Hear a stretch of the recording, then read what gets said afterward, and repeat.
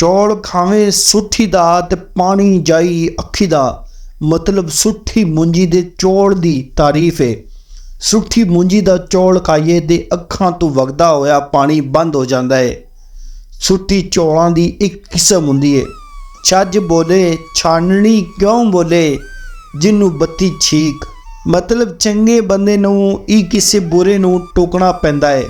कोई बंदा पाक साफियां खूबियां वाला होवे ते उन्नू हक पहुँचता है बई वो किसी बुरे बंदे उत्ते तनकीद करे, पर जेड़ा आप छुट्टियां भुख्या होवे वो किवें दूजियां उत्ते तनकीद करे।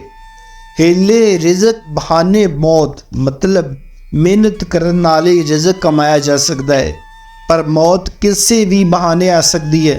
उस वेले बोलते हैं जदों ये दसना होवे बई कोई मुसीबत बगैर किसी सबब भी आ सकती है।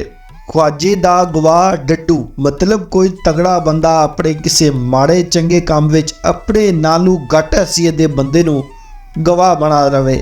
डाडे ते तगड़े लोग अपने चंगे मंदे कामां विच बाज़ वेले किसी मातड़ गरीब बंदे नूं गवाह बना लैंदे ने, क्योंकि उसने तगड़े वल दी गल ही करनी होंदी है। अजे मौके उत्ते आख्या जाता है कि ख्वाजे दा गवाह डड्डू दाड़ी नालू मुछां वड़ियां। मतलब किसी असल शै नालू ओदे नाल तलक रखण वाली शै दा उस वेले ये अखाण कहते ने जदों ये दसना होवे कि किसी छोटी शै उत्ते वड्डी नालू वधेर खर्च आवे। दाई कोनू डडे लुका नहीं होंदा। मतलब कोई गल है जी बंदे कोलों किवें लुकाई जा सकती है जेड़ा पहलों ही उस नूं बहुत वाकफ होवे। जेड़ा बंदा किसी शै बारे पहला ही बहुत इलम रखता होवे उहदे कोलों उस शै बारे कोई भी मामला लुकाना फजूल जी कोशिश होंदी है। अजे मौके उत्ते आखदे ने दी वीडियो विच इह सन मेरे पंजाबी दे कुछ अखाण। अगली वीडियो विच मैं तुहाडे वास्ते पंजाबी दे मज़ीद अखाण लैके आवांगा।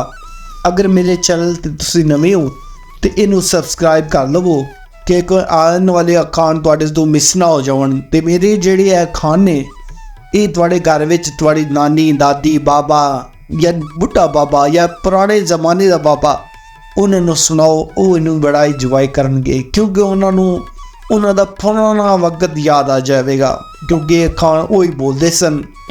अज साडी नवी तहजीब नवी रूटीन दे विच ये बोले ही नहीं जाते। असीं इन्हां तो दूर चले गए हैं। बहुत शुक्रिया।